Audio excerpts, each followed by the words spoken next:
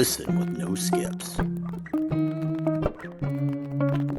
Preston Taylor here with Empathy Exchange again. Hello, everyone. Today we're excited to have a dear friend of mine, Mr. David Neuman, one of my, I would consider, best friends and mentors, one of the first people I met here in LA, and really can't say enough amazing things about how he's been a mentor to me personally in guiding my life and journey in entertainment and business, but doing so in a manner that aligns with our company and our culture in the sense of empathy and care-driven thought leadership. And so I thought it'd be amazing to have someone like him join us in one of our Empathy Exchange podcasts. So excited to introduce David. Would you please let everyone know who you are? Great to have you, Thank you, David. Preston. You're super kind. Let everyone know who I am. Wow, that's a profound question.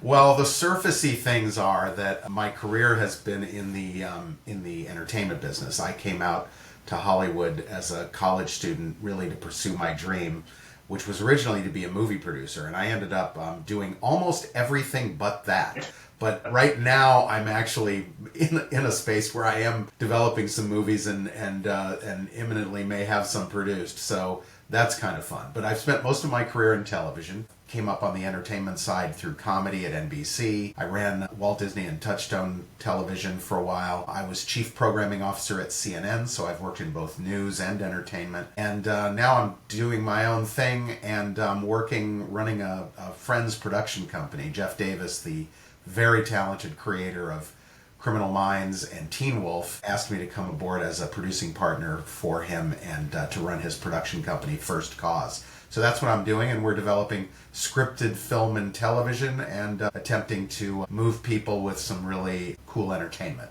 And then I think on a human level, I'm just a human being trying to find my way around the world and experience the meaning of life. And empathy is a very, very profound topic for me. I think it's a profound aspect of being a human. So I was delighted to be here and to chat with you guys about that wonderful subject. Yes, indeed. And I know one of the things, topics that also kind of excited me about bringing you in, and I spoke to Bradley about this, was some of your time and experiences spent with the mayor's crisis team and Yes. how that would impact some of those empathy decisions. So is there kind of anything that you could share from those experiences? Absolutely. So for 10 years, I've been a volunteer with the LA Mayor's Crisis Response Team. We're a group of trained volunteers who are deployed to scenes of extremely traumatic incidents in the city. So they can involve fatal traffic accidents, homicides, drug overdoses, or involve shootings, infant deaths, lots of really horrible, terrible things. But there was an acknowledgement and recognition many years ago that at these extremely traumatic incidents, which are technically crime scenes in most cases, you suddenly had the paradox of people who are what are referred to as the survivor victims. You can imagine the extremely traumatized people who've lost a loved one to a horrible accident or some terrible thing like suicide, and they weren't being taken care of. They're subjects in an investigation, but they're emotionally devastated, and so it became an interesting initiative to try to train volunteers to go and provide support and comfort to those people on scene, behind the police tape, while it's all happening. And we have some other functions as well. We help people activate their support systems, and we liaison with emergency personnel, with the fire department, the police department, the coroner's office, now called the medical examiner's office. We interact with all those people on behalf of the survivor victims, and then we provide follow-up support and resources for them, and our professional office takes over, staying in contact with them in the following days and weeks. So it is a very extreme, intense experience of being in empathy mode with another human being. The way this volunteer work has been described is you're volunteering to help someone on the worst day of their life. And when people ask me, what do you do when you're this kind of a volunteer? I really explain that it's 90% about being present. There is nothing you can do to take away the pain. But what you can do is provide empathy and support and to be there for someone and to feel what they're feeling and kind of hold their hand in a situation where they are usually in a state of literal shock. So it's been a very interesting journey for me over 10 years. I've probably done a little more than 200 call-outs. And every one of those call-outs involves something that's happened that's dramatically horrible. So it's a journey. It's very humbling. I feel deeply connected to the work, and it really becomes an exercise in empathy every time, because there's such a huge difference between empathy and sympathy, and it's one of the things that we learn in our training. And sympathy, there's a detachment. You know, sympathy, it's sort of, oh, that's so sad, terrible. I feel so badly for you, you know. And with empathy, there's usually not any talking at all. It's eye contact. It's just being present and being there and saying, "Can I get you a glass of water?" You know, it's a very different feeling. And I really think that the work helps you work on yourself as a human being. So that's what I love most about it. That's so powerful. We totally agree with you on the sympathy, empathy thing, where, sympathy does just allow you to say, that's such a horrible thing that's happening, but I don't know what to do about it. And sometimes that's not a decision that somebody's making that they don't want to engage. It's that they don't know how to engage or too overwhelmed to engage. Empathy is that bridge that's like you can start to understand the situation, whatever that might be. And that then an act of compassion comes from an informed moment with the person that you're connecting with. Brad, I reference, there's a little anecdote on the back cover of The Unbearable Lightness of Being, the book by Milan Kundera, I believe is his name. And it says that a man was throwing up in the middle of the town square in Prague. And another man comes up to him, pats him on the back, and says, "I know just what you mean."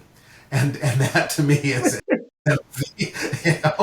Like that's empathy. Yeah. That is I know just what you mean. And also, I think people think that you have to go through something just like someone else is going through something to step into empathy. And really, it's what you said earlier. It's being present. It's taking a walk with someone. If you can't walk in their shoes, you can at least walk with them. Exactly. And that's amazing. How did you get into the work that you've been doing with the city and the crisis response? I saw it was really old-fashioned. I saw an article in the LA Times, and it was back when we used to read the LA Times in print form. And I saw this article, and I think it said something like, "This is volunteering to be with someone on the worst day of their life." And I thought, I was intrigued by that. And I read about it, and they were kind of describing the team being on scene and assisting and supporting someone. And they had I called the office at the mayor's office in City Hall and asked to speak to someone, and they sent me information. I think there was a link online at that point. And I came in for an interview after sending in an application, and they screened me, and they do a lot of, as you might imagine in a situation like this, they do a lot of background checks and things like that. And then there was about a 10-week training course. Twice a week in the evenings we would go, and we would get instruction by everything from psychologists to the medical examiner's office to emergency personnel. Police investigators would talk to us about what was happening on these scenes and so forth. And we would hear from other responders, other volunteers, and they would relay the experiences they had. And I think that the thing that I was most concerned about for myself when I volunteered was, are we going to be exposed to dead bodies? What's that going to be like? Because I just had so little exposure to that, I didn't know what my own reaction was going to be. Like, I've just been around so many dead bodies at this point, and so many, and up close and next to a deceased person. And it just so happens that I'm not freaked out by that. And of course, repeated exposure, probably builds up a little bit of, the weirdness of it sort of goes away. Now, I don't think I could do what a medical examiner does. I think that would be a little over the top for me. But it turns out for me, if I focus on the empathy exercise, I don't have time to get weirded out by the other stuff. And that's the other wonderful thing about the work, is that my ego is left, in my car when I go to a call out. All I'm about is 100% focus on how I can be supportive to this other person and what they're going through, and how I can be present and how I can help them moment to moment to just get through this, and that is a powerful personal exercise, to just get out of your head, get out of your thoughts, get out of your ego, and just be 100% focused on the needs of another person. Lines up perfectly with kind of one of the questions I, wanted to ask today, which is what personal experiences shaped your understanding of empathy, right? And kind of what led you down those paths to where, you kind of felt that need, or when you read that article, you felt like, this is something that's who I am, and it kind of, tickled that sense in your stomach. Well, I was thinking about this question because you guys had sent me a little preparatory email and said, we might touch on these topics. And so I was thinking, going back in my own life, where did empathy begin and so forth? And, what popped into my head, interestingly enough, was I remember going to my pediatrician's office as a very small boy. And I had a younger brother who was 2 years younger than me, and he was still an infant. And then I was in the doctor's office when they were giving him, my younger brother Mark, a shot. And of course he was a baby and he was crying and screaming as they gave him this shot. And I remember sitting there and watching this, and I wasn't crying, but I felt so badly for him. But at the same time, I also felt I understood why they were giving him this shot. So I wasn't angry at these doctors or anybody else. I knew this was good for him.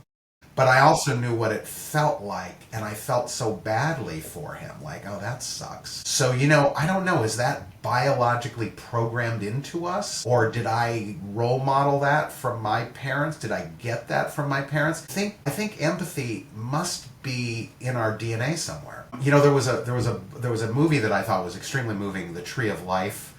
Yeah. And there was a scene in there where a dinosaur comes upon another injured dinosaur, and you see that the dinosaur is empathizing with the injured dinosaur. And I thought, what an interesting message. Yeah, maybe this does really go back into our evolution, in our chemistry as beings. But on the other hand, the other thing that I remember learning from the father of a very close friend of mine, we were at a children's birthday party, and he was much older than me. And we were seeing the little kids running around. They were about 5 years old. And he said to me, that adage that children have to be taught how to hate? He said, that's a lie. Hate comes very naturally to humans. Children have to be taught how to love. Yeah. And I thought, I really, that was news to me. I really had thought that the cliche was true. So I do think it feels like it's both. It feels like some of it is in our DNA, but it has to be activated. We have to have the right role models. And when I think of those call outs, and sometimes you're going to a homicide call out, and what's the core problem here? Lack of empathy. Why are there any homicides? Of empathy. How could you kill someone if you were really thinking about what this was going to do? I mean, in a strange way, what about people who choose to die by suicide? In a way, it's kind of a lack of empathy. It's a focus on oneself as opposed to what's going to happen when I leave my mother, father, brother, child. And it seemed to me like it was the right thing to do to check out. But maybe if they were fully in touch with what this would do to the people they love, they couldn't do that. So it's just interesting. As I get older, as I have more life experience, as I go through the highs and lows of life, just that empathy thing becomes so much more of an important concept. And I feel like I'm grateful to this volunteer work because it's sort of taken me to the next level at really experiencing it and understanding it. And then I'm the kind of person that I remember coming across a letter. My father died about 10 years ago, and he had a nice, wonderful long life, and we were very close. And I inherited all of his stuff. So I had like his files, and he was kind of a pack rat, and he kept carbon copies of all the letters he'd sent. And he was talking about me when I was a little kid in one of these old letters, like contemporaneously to me being a little kid. And he said, David is very sensitive. And I just was shocked. And I kind of, was I? Oh my God. And I started sort of putting together connecting the dots and realizing like, Yeah, I really was. I was always a very sensitive kid. And so usually in those call outs, I am affected. And I have to govern myself to actually be careful about, emoting too much because I'm not helping the person I'm supporting if it becomes about me and my emotions. Right. And I'm getting upset by what I'm seeing or what I'm feeling. Yeah. So I kind of I have to pull back in the other direction for myself, because I do have a tendency to really feel it, whatever it is. And I look around the world, even politically, and when I see shit happening, I don't care what your cause is. Right. If you don't have empathy, I don't want to have anything to do with you. Like if you, and it's always, by the way, the telltale sign of evil. Yeah. There's always a disconnect from empathy, That's whether right. it's political evil or social evil or evil in the family. It's literally like you have forgotten that someone else is a human being with feelings, and you have forgotten, and you are denying that empathy always needs to be taken into account. So that's kind of my philosophy about that. Yeah, no, I think you hit some very, very valid points there around, I mean, especially empathy being something that's kind of innate as human character. I spoke about in the past, I have four brothers, and when you grow up with four brothers, everything is back then WWE, WWF, top rope, and you're jumping off of couches and you're tagging each other in and you're breaking every bone on each other's bodies and you're going to get stitches every other week. But every time somebody went down as a kid, I could recall, right? You're the first person there. All four of you are surrounding each other and, oh, what happened? And yeah, we might have hated you 5 seconds ago, but now that you're injured, how can we help? How can we be there? How can we assist? Yeah, isn't that cool? That's so amazing and such a blessing to grow up with that. And I think, David, you mentioned it. It's one thing it's part of, individuals and character and maybe your community, but you also need the individuals to activate. And I think I'm very fortunate to have a mother that was someone that was very empathetic, and assisted in that activation, and throughout the communities that I lived in over time, and then of course the friendships I've made. I think empathy, to your point, is a journey that continues to evolve as we grow and evolve. But I think it does help to have that young activation uh, that assists when you're coming along and growing up as well. I have some cousins who are Panamanian, so they speak Spanish, of course. And their mom was telling me that when they were little, and I remember they were twins, and when the mom told me that she would give something to one of them, the other twin would say el otro, like you got to give one to him too.